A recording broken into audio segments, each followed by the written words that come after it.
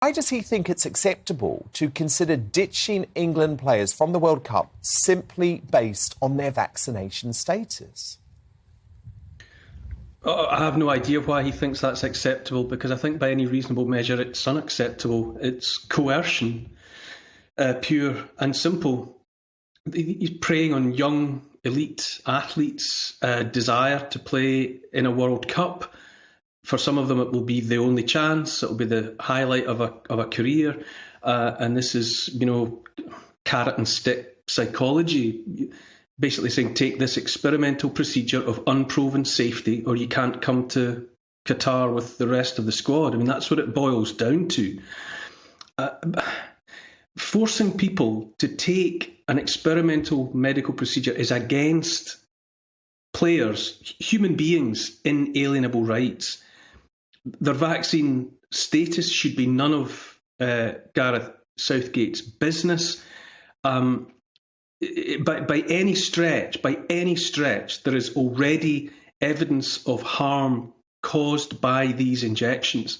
Mark Stein on this channel, yourself on this channel, have turned a bright and revealing light on those people, some of those people, a handful of those people here in the UK who've been hurt and killed so far on account of these injections.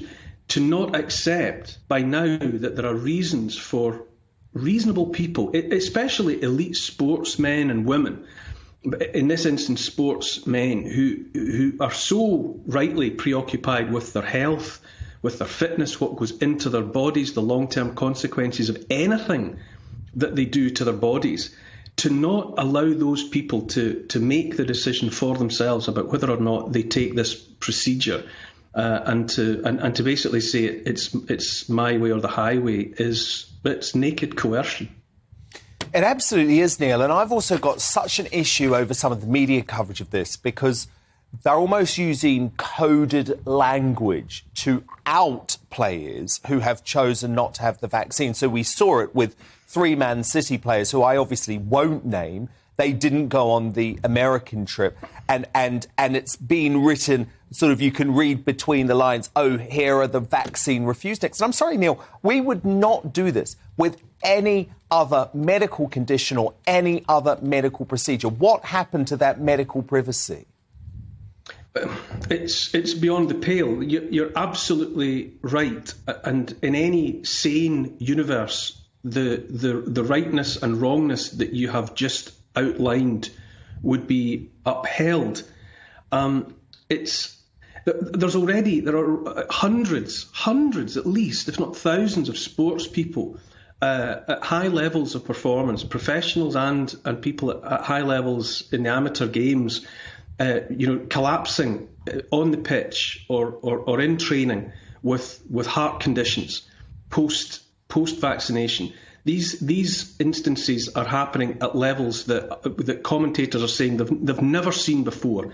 An unprecedented question mark is hanging over the safety of these products at the moment. And now, for goodness sake, I mean, it's 2 years in, and they're still being coerced to take the chance. I think that's unforgivable. Why isn't Gareth Southgate's priority his players' health and fitness?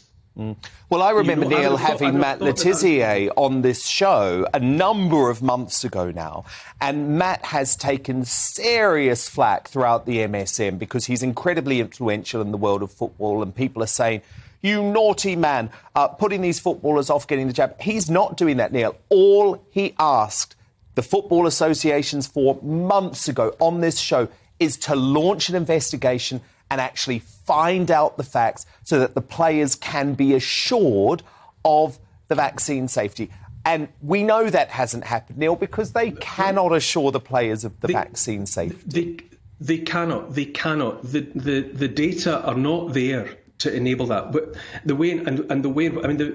the procedure has already been administered to half the population of the planet, and the outcomes of those people are not being tracked. So it begs the question if the kind of safety data that's so urgently required will ever be properly available. But the fact is, across all the databases, the VAERS system, that's the American system, the Vaccine Adverse Event Reporting System, the similar system in the UK, that 4 million adverse effects have been logged on the VAERS system.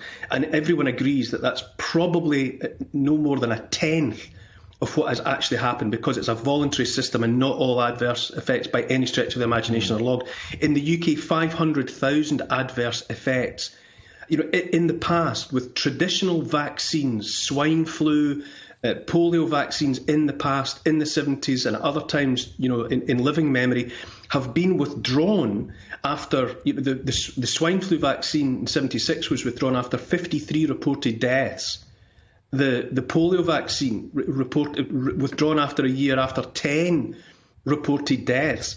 There's tens of thousands of reported deaths associated with these products, and yet after 2 years they're still out there, which is scandalous enough. But the fact that a group of elite sportsmen whose lives and livelihood depend upon their physical health and well-being are being coerced in the glare of the world's publicity to either out themselves as people who haven't taken the procedure and roll up their sleeves and take it against their will. I cannot believe that this shameful spectacle is unfolding in Britain, being egged on and cheerled by the media.